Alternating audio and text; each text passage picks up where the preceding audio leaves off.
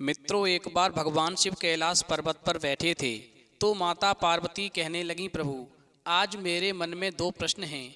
आप दोनों प्रश्नों का उत्तर बता करके मेरे मन को संतुष्ट करने की कृपा करें। वहीं भगवान शिव कहते हैं, पार्वती ठीक है, तुम अपने दोनों प्रश्न बताओ, मैं तुम्हें तुम्हारे दोनों प्रश्नों के उत्तर दे करके तुम्हें संतुष्ट करने का पूरा प्रयास करूंगा। वहीं पार्वती कहती हैं, प्रभु मेरा पहला प्रश्न है कि शादी के बाद ही भाइयों के बीच में बंटवारा क्यों होता है। मेरा दूसरा प्रश्न है कि शादी के बाद भाई को बहन क्यों बुरी लगने लगती है। फिर भगवान शिव कहते हैं, पार्वती तुम्हारे दोनों ही प्रश्न बहुत ही महत्वपूर्ण हैं, अतः मैं तुम्हें तुम्हारे दोनों प्रश्नों के उत्तर एक छोटी सी कहानी के माध्यम से दूंगा। इसलिए मैं जब तक कहानी सुनाऊं तुम कहानी को पूरा और मन से सुनना, क्योंकि आधी अधूरी कहानी सुनने से हमेशा आधा अधूरा ही ज्ञान प्राप्त होता है, जो जीवन में कभी काम नहीं आता। वहीं माता पार्वती कहती हैं, प्रभु ठीक है, आप कहानी शुरू करें। आप जब तक कहानी सुनाएंगे मैं कहानी को पूरा और मन से सुनूंगी। तो मित्रों, कहानी शुरू करने से पहले मेरा आप सभी से अनुरोध है कि आप हमारी कहानी में खो जाएं। उससे पहले हमारे चैनल को सब्सक्राइब करके बेल आइकन अवश्य दबा लें, जिससे हमारी हर वीडियो का नोटिफिकेशन सबसे पहले आप तक पहुंच सके और आप हमारी हर वीडियो से प्राप्त ज्ञान का अपने जीवन में लाभ उठा सकें। तो आइए कहानी शुरू करते हैं। भगवान शिव कहते हैं, पार्वती बहुत समय पहले एक नदी के किनारे पर एक किसान अपनी पत्नी और 3 बेटों के साथ रहता था। तीनों बेटों की शादी हो चुकी थी। पूरा परिवार एक साथ सुखपूर्वक रहता था। एक दिन किसान की पत्नी ने अपने बेटों से कहा, बेटा ये जमीन और जंगल तुम्हारे पिता के बड़े परिश्रम का फल है। जमीन की उपज और जंगल की लकड़ी बेच करके तुम्हारे पिता ने इतने ढोर डंगर खरीदे थे और इतना बड़ा घर बनाया था कि जिसमें सारा परिवार सुख से रह सके। वहीं उस किसान के तीनों बेटे एक टीले पर खड़े हुए थे, जहां से धान के खेत दिखाई देते थे। वहीं फसल काटने के लिए तैयार थी और पके धान की बालियां खेतों में लहरा रही थीं। वहीं किसान का सबसे छोटा बेटा अपनी माँ से कहता है, माँ आप ठीक कहती हो, मुझे पिताजी के साथ में सुबह सुबह अपने खेतों में जाना बहुत ही अच्छा लगता था। मुझे आज भी सब याद है। भगवान शिव कहते हैं, पार्वती किसान का सबसे छोटा बेटा जो था उसका नाम विदु था। विदु आगे कहता है कि मुझे खलिहानों में काम करना बहुत ही अच्छा लगता है। वहीं विदु जो था अपने पिता की तरह खेती बाड़ी किया करता था। उसे कड़ी मेहनत करनी पड़ती थी। मजदूरों को संभालना, उपज को इकट्ठा करना, उसके लिए सही खरीदार ढूंढना, ये सारे कार्य उस किसान के सबसे छोटे बेटे यानी विदु को करने पड़ते थे। भगवान शिव कहते हैं, पार्वती वहीं किसान के 2 बड़े बेटे, एक का नाम साधु था, दूसरे का नाम राधु था। सबसे बड़ा वाला साधु ज्योतिष का काम करके खूब सारा धन कमाता था। वहीं दूसरे नंबर का जो राधु नाम का बेटा था वो बहुत बड़ा व्यापारी था और बहुत ज़्यादा पैसे कमाता था। वहीं पूरे परिवार के बीच में एक खुशी की लहर थी। किसी प्रकार का परिवार में कोई कष्ट नहीं था। उसके बाद में किसान एक दिन बीमार पड़ गया। फिर उसने अपनी पत्नी को बुलाया और कहा, मेरा अंतिम समय आ रहा है, बस तुम मुझे एक वचन दो कि बच्चों के बीच में कभी भी जमीन जायदाद का बंटवारा न हो। मैं ये चाहता हूँ कि हमारे तीनों बच्चे जीवन भर मिलजुल कर रहें, किसी के बीच में कोई भेदभाव उत्पन्न ना हो, क्योंकि जिस घर की एकता भंग हो जाती है वो घर पूरी तरह बिखर जाता है। भगवान शिव कहते हैं, पार्वती वहीं किसान की पत्नी उस किसान को वचन देती है और वचन देते ही उस किसान की मृत्यु हो जाती है। वहीं समय धीरे धीरे गुजरता गया। फिर एक दिन किसान की पत्नी ने अपने तीनों बच्चों को बुलाया और कहा, बेटे मैं तुमसे एक वचन लेना चाहती हूँ कि तुम्हारे पिता की अंतिम इच्छा थी कि तुम्हारे बीच में कभी भी जमीन जायदाद का बंटवारा नहीं होगा। तुम तीनों भाई और तीनों बहुएं हमेशा घर में मिलजुल कर के जीवन यापन करोगे, क्योंकि जिस घर की एकता टूट जाती है वो घर कभी भी उन्नत नहीं कर पाता है। वहीं किसान की पत्नी की बात को सुनकर के तीनों बेटे कहने लगे, हाँ माँ, आप जैसा चाहती हो, पिताजी की जैसी इच्छा थी, हम उनकी इच्छा के विरुद्ध कभी नहीं जाएंगे और तीनों भाई हमेशा प्रेम से रहेंगे। फिर अपने बेटों की बात को सुनकर के माँ को बहुत ही खुशी हुई।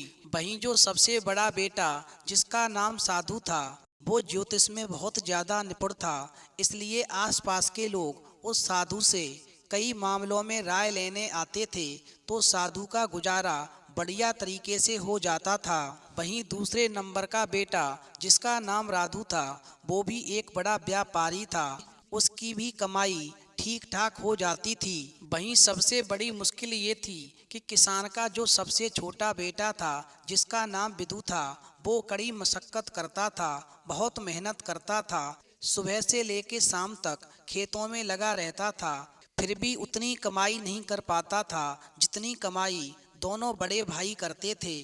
समय धीरे धीरे गुजरता गया। वहीं किसान के दो बड़े बेटे जो ठीक ठाक कमाई करते थे, वो अपने पिता को दिया हुआ वचन भूल जाते हैं और अपनी पत्नियों के साथ में ऐशो आराम का जीवन व्यतीत करने लगते हैं। वहीं जब किसान के दो बड़े बेटों की बहुएं ऐशो आराम का जीवन जीती हैं और जो सबसे छोटा बेटा विदु था, उसकी पत्नी घर पर ही कमाई करती रहती है, उसे घूमने के लिए नहीं मिलता, उसे शौक करने के लिए नहीं मिलती। वहीं जब वो अपने बड़े जेठ और अपनी जेठानियों को देखती है तो उसका हृदय दुखी होता है कि हम तो पिता के वचनों का पालन आज भी कर रहे हैं, लेकिन हमारे बड़े दोनों जेठ और दोनों जेठानी ऐसा आराम का जीवन जी रहे हैं।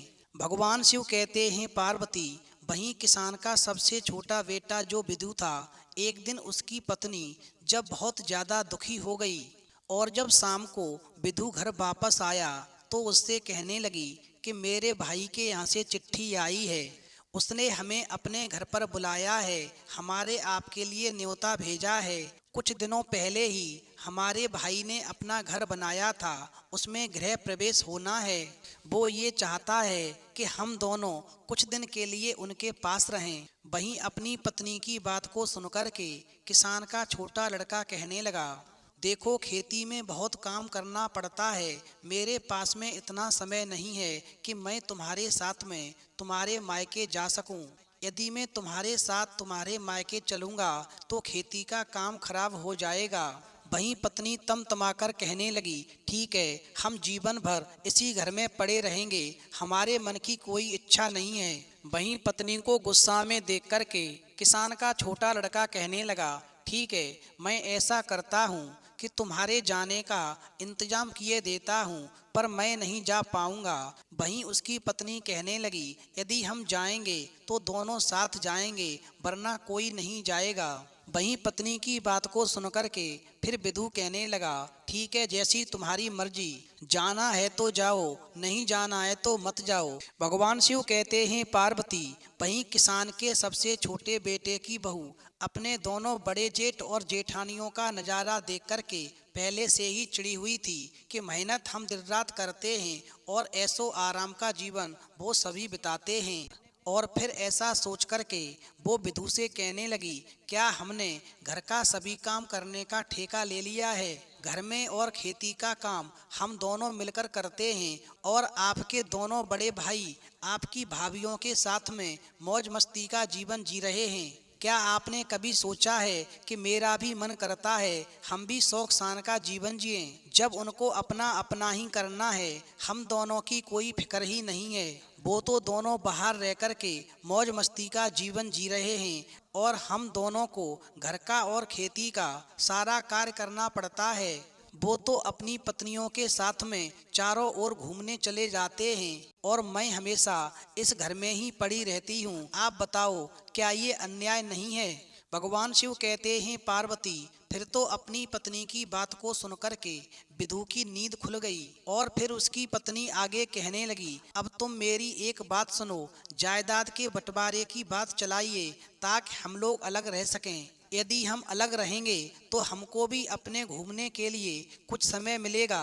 फिर इस प्रकार अपनी पत्नी की बात को सुनकर के विधु को लगा कि उसकी पत्नी सही कह रही है। मेरा काम मेरे भाइयों के काम से ज़्यादा महत्वपूर्ण है। मेरी ही वजह से वो दोनों इतने ठाठ से और आराम से जीवन जीते हैं और मैं और मेरी पत्नी नौकरों की तरह इस घर में लगे रहते हैं। वहीं एक रोज जब सभी भाई घर में खाना खा रहे थे तो किसान के सबसे छोटे लड़के ने अपनी माँ और भाइयों से कहा कि उसे जायदाद में उसका हिस्सा चाहिए, अब वो शामिल नहीं रहेगा। वहीं अपने सबसे छोटे बेटे की बात को सुनकर के माँ को बड़ा धक्का लगा और उसने कहा, तुम्हारे पिता चाहते थे कि तुम सब मिलजुल कर एक होकर रहो। वहीं सबसे छोटा बेटा कहने लगा, माँ मैं अब शामिल नहीं रह सकता हूँ। फिर तो और दोनों भाइयों ने भी हामी भर दी और कहा, ठीक है, जायदाद का बंटवारा हो जाना चाहिए। वहीं जमीन जायदाद के सभी कागज जिनके आधार पर बंटवारा होना था तैयार किए जाते हैं। वहीं बंटवारा होने से पहले किसान की पत्नी अपने तीनों बेटों से कहती है कि बंटवारा बाद में होगा, हमारे घर की परंपरा है कोई भी कार्य करने से पहले सबसे पहले भगवान जगन्नाथ के दर्शन अवश्य करने चाहिए। वहीं अपनी माँ की बात को सुनकर के सभी बेटे तैयार हो जाते हैं तो अपनी माँ की बात मान कर के अगले दिन सभी बेटे अपनी पत्नियों और माँ के साथ में यात्रा पर निकल पड़ते हैं। वहीं मंदिर में दर्शन करने के बाद में जब वो सभी भाई वापस लौट रहे थे तो उनकी माँ ने कहा, बच्चों मैं बहुत थक गई हूँ और मुझे बहुत तेज भूख लग रही है। आप सभी भी भूखे होंगे और इन बहुओं को भी भूख लग रही होगी। चलो एक काम करते हैं, किसी ठीक से स्थान पर बैठ कर के कुछ खाना खा पी लेते हैं। वहीं गांव के बाहर ही एक पुराना मंदिर था और पास में ही खाने की दुकान थी। वहीं जब सभी परिवार खाना खाने की तैयारी करने लगा तो माँ ने कहा, बेटा हम लोग खाना खाने के लिए जा रहे हैं मगर रुपयों की थैली जो थी वो तो मैं कहीं भूल आई हूँ। अब यहाँ से घर तक जाने के लिए हमें काफ़ी पैसा चाहिए और यहाँ खाना खाने के लिए भी हमें पैसा चाहिए। यदि हमारे पास पैसा नहीं होगा तो ना तो हम घर पर पहुँच पाएंगे और ना ही हमारा पेट भर पाएगा। अब तो एक ही उपाय है कि मैं इन बहुओं के साथ में इसी मंदिर में रुकती हूँ। तुम तीनों भाई एक काम करो कि किसी गांव में जाकर के कोई काम ढूंढ लो और तीनों अलग अलग अपना काम करो।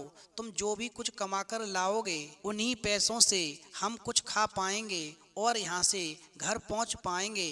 वहीं तीनों बेटों ने अपनी माँ की राय मान ली और तीनों भाई अलग अलग दिशाओं में पैसा कमाने के लिए निकल पड़े। वहीं चलते चलते किसान का छोटा बेटा जो विधु था, जब वो कुछ आगे पहुंचा तो एक ऐसे स्थान पर पहुंच गया जहां पर किसी गंभीर विषय की बात आपस में कुछ लोग कर रहे थे। तो विधु ने पूछा, आप लोग कैसे उदास हैं और क्या बात कर रहे हैं, क्या मैं आपकी कुछ मदद कर सकता हूँ?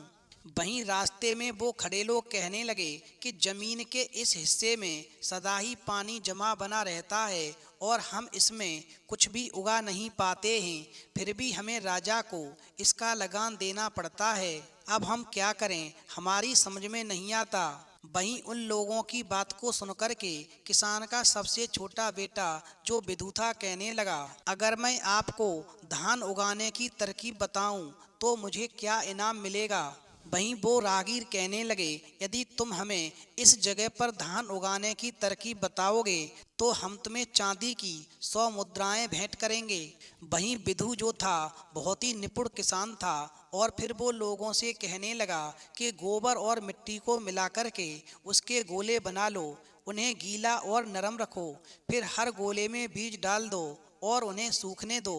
वहीं गांव वाले बहुत ध्यान से विधु की बात सुन रहे थे। फिर उन्होंने पूछा कि इन गोलों का क्या करें? तो विधु कहने लगा कि उन गोलों को इस जमीन में डाल दो, गोले जमीन में धंस जाएंगे और बीज भी फूट जाएगा। वहीं जब गांव वालों ने विधु के द्वारा बताए गए उपाय का पालन किया तो उस बंजर जमीन में बीज अंकुरित हो गए। वहीं गांव वालों ने किसान के छोटे लड़के का धन्यवाद दिया और प्रसन्नता पूर्वक उसे 100 मुद्राएं भेंट की, जिन्हें लेकर के वो विधु जो था अपनी माँ के पास उसी मंदिर में लौट आया। इधर चलते चलते किसान का जो दूसरे नंबर का बेटा राधु था। वो भी घूमते घामते एक ऐसे स्थान पर पहुंच गया जहां पर उसने पेड़ के नीचे बैठे हुए एक व्यक्ति को देखा जो काफी दुखी लग रहा था। वहीं राधु ने पूछा, आपको किस बात की चिंता है? आप उदास दिखते हो, क्या मैं तुम्हारे किसी काम आ सकता हूँ? तो वो राहगीर कहने लगा कि हम 4 भाई हैं। मृत्यु से पहले हमारे पिता ने अपनी सारी संपत्ति हम चारों में बांट दी थी, लेकिन एक काली बिल्ली थी जिसे बांटना बहुत मुश्किल था। फिर हम सब ने फैसला किया कि बिल्ली हम सब के साझे रहेगी। वहीं चारों भाइयों ने उस बिल्ली की एक एक टांग को बांट लिया। वहीं एक दिन वो बिल्ली जो थी छत से नीचे गिर गई और उसकी वही टांग टूट गई जो मेरे हिस्से में आई थी। वहीं मैंने उस बिल्ली की उस जख्मी टांग पर तेल लगा करके उस पर पट्टी बांध दी। वहीं उस बिल्ली को आँच अच्छी लगती थी, इसलिए वो चूल्हे के पास जाकर के और सो गई। वहीं जैसे ही बिल्ली सो गई, वैसे ही चूल्हे से एक चिंगारी निकल कर के उस तेल लगे हुए कपड़े के ऊपर गिर गई और उसने आग पकड़ ली। वहीं जब बिल्ली वहां से भागी तो आसपास के घरों में आग लग गई और सब कुछ जल करके राख हो गया। वहीं पड़ोसियों ने सारा दोष मेरे सर पर मढ़ दिया कि बिल्ली की जिस टांग से आग लगी है वो टांग मेरे हिस्से में थी। वहीं फैसला जब पंचायत में पहुंच गया तो पंचों ने कहा कि जिस टांग की वजह से आग लगी वह मेरे हिस्से की थी, इसीलिए पूरा नुकसान मुझे ही पूरा करना होगा। पर मेरे पास सबको देने लायक पैसे नहीं हैं, अब मैं क्या करूं? इसीलिए बड़ा ही चिंता में बैठा हुआ हूं। वहीं उस व्यक्ति की बात को सुनकर के किसान के दूसरे नंबर का बेटा, जिसका नाम राधु था, वो कहने लगा, तुम चिंता मत करो, यदि मैं तुम्हारी समस्या का समाधान कर दूं तो तुम मुझे क्या दोगे? तो वो राहगीर कहने लगा, यदि तुम मेरी समस्या का समाधान कर दोगे तो मैं तुम्हें चांदी के 500 सिक्के दूंगा।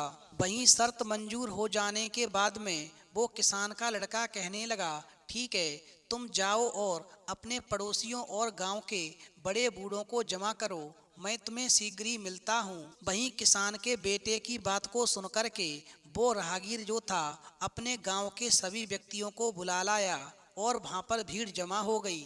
वहीं सबकी बात सुनने के बाद में किसान का बेटा राधु कहने लगा, ये सच है कि सारा नुकसान बिल्ली ने किया है, और ये भी सच है कि जो टांग इसके हिस्से में थी वो टांग जख्मी थी और उस पर तेल की पट्टी बंधी हुई थी। और ये भी सच है जो आप लोग सभी जानते हैं कि बिल्ली के भागने की वजह से ही सब घरों में आग लगी है। मगर एक बात आपने नहीं सोची कि बिल्ली अपनी कभी भी जख्मी टांग पर नहीं भाग सकती है। जो बिल्ली की टांग टूट चुकी थी वो तो किसी काम की नहीं थी। बिल्ली केवल अपनी सही 3 टांगों से भागी थी, जिसकी वजह से चारों ओर आग लगी। अब आप ही बताओ, बिल्ली की टूटी हुई टांग का दोष है कि जो टांगें सही थी उनका दोष है?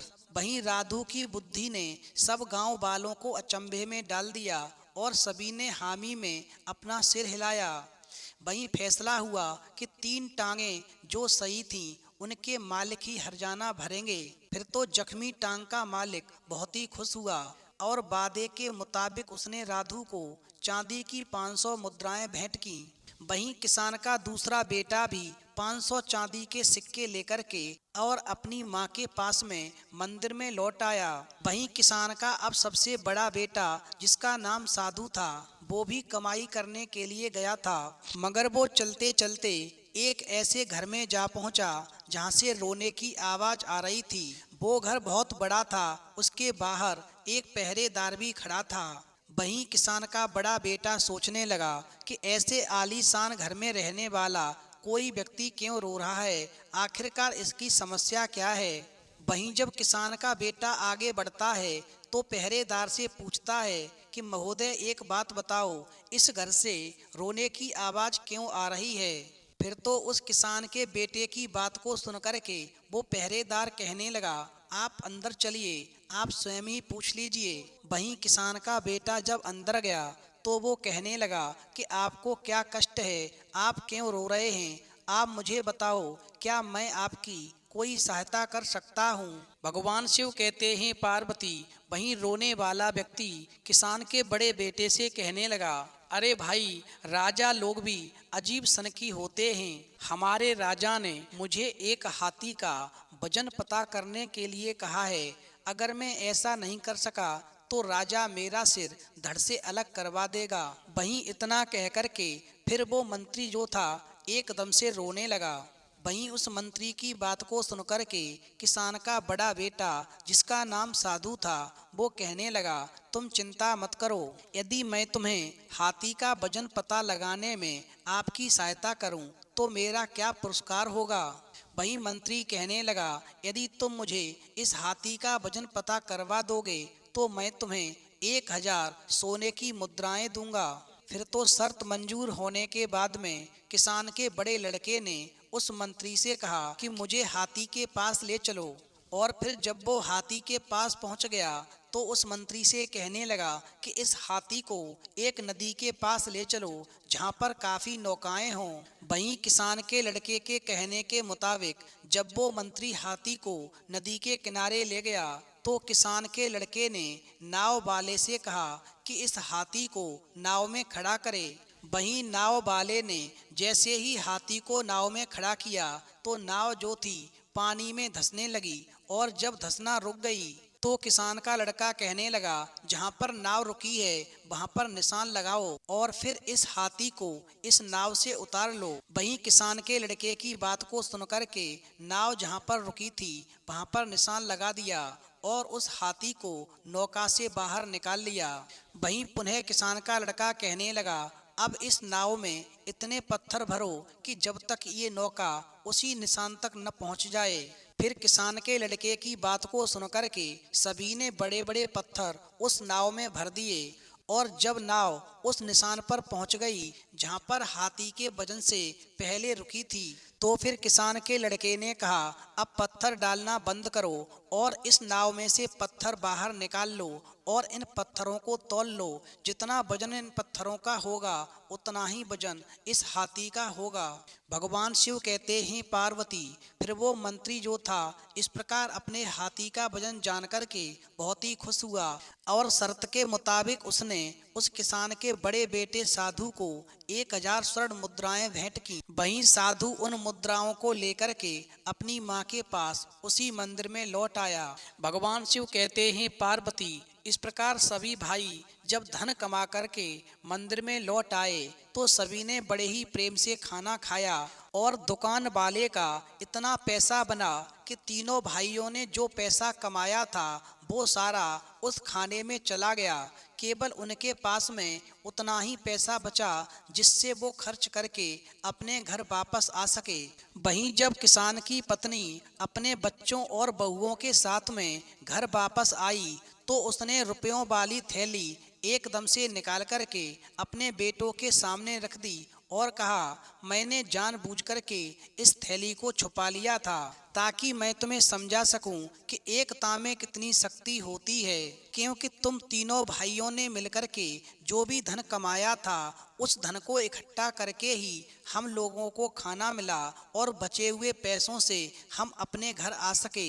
यदि तीनों भाई मिलकर के एक जगह कमाई एकत्रित नहीं करते तो आज हम न पेट भर के खाना खा पाते और नहीं वापस घर पर आ पाते। इसलिए हमेशा ध्यान रखना, जब तक झाड़ू बंधी है तब तक उससे सफाई हो सकती है, जब उसकी सीकें बिखर जाती हैं तो फिर झाड़ू किसी काम की नहीं रहती। इस प्रकार जब तक तुम तीनों के अंदर एकता का भाव रहेगा तब तक इस घर की उन्नति होती रहेगी, और जिस दिन बंटवारा हो गया उस दिन इस घर की उन्नति रुक जाएगी। इसीलिए तुम्हारे पिताजी ने मरने से पहले मुझसे वचन लिया था कि मैं तीनों बच्चों के अंदर कभी बंटवारा न होने दूं। भगवान शिव कहते हैं पार्वती, इस प्रकार किसान की पत्नी की बातों को सुनकर के किसान के तीनों बेटे एक दूसरे के गले लग गए और भविष्य में कभी भी अलग न होने का संकल्प लिया और ये वचन लिया कि तीनों बहुएं एक साथ रहेंगी, एक ही हिसाब से रहेंगी।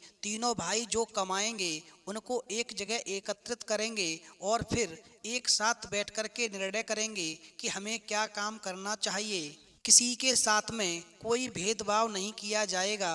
भगवान शिव कहते हैं, पार्वती तुम्हारा पहला प्रश्न था कि शादी के बाद ही भाइयों के बीच में बंटवारा क्यों होता है, तो समझ लो। अक्सर लोग कहते हैं कि घर में बंटवारा बहुओं की वजह से होता है, तो ऐसा नहीं है।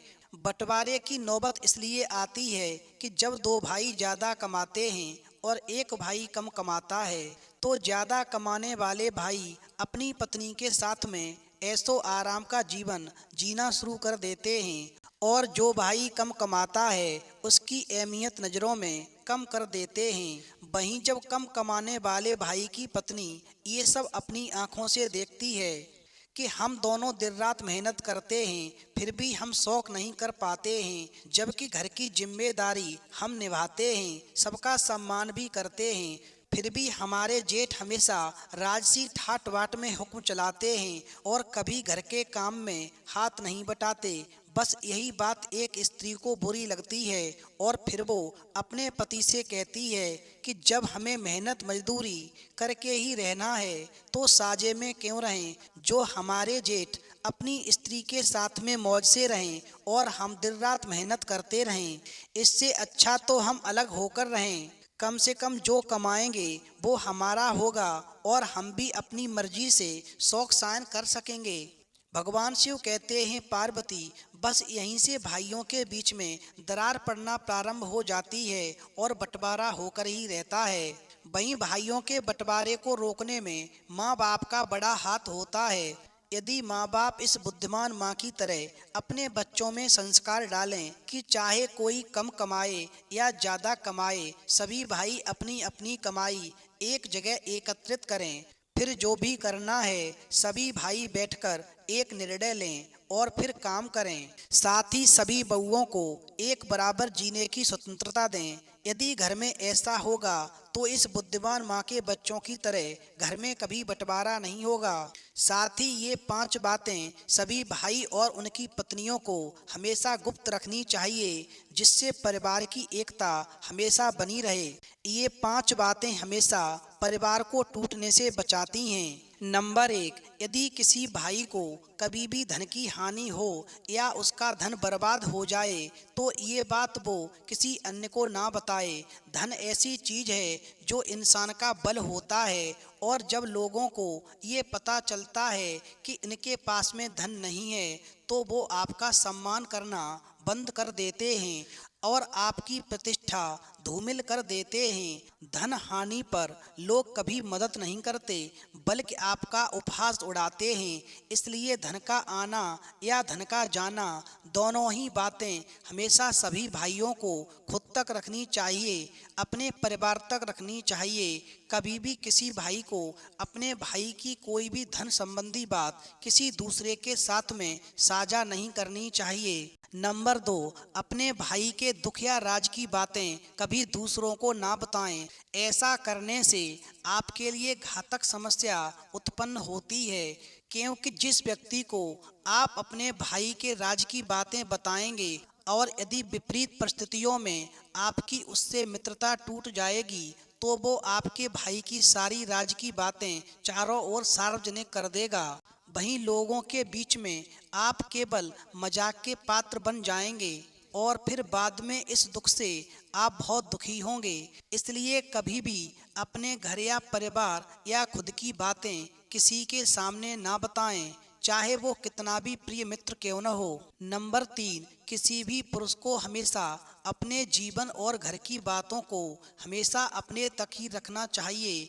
खासकर पत्नी या उसके चरित्र के बारे में कभी किसी से बात नहीं करनी चाहिए। जो पुरुष स्त्री का सम्मान नहीं करता उस पुरुष का समाज में कभी सम्मान नहीं होता।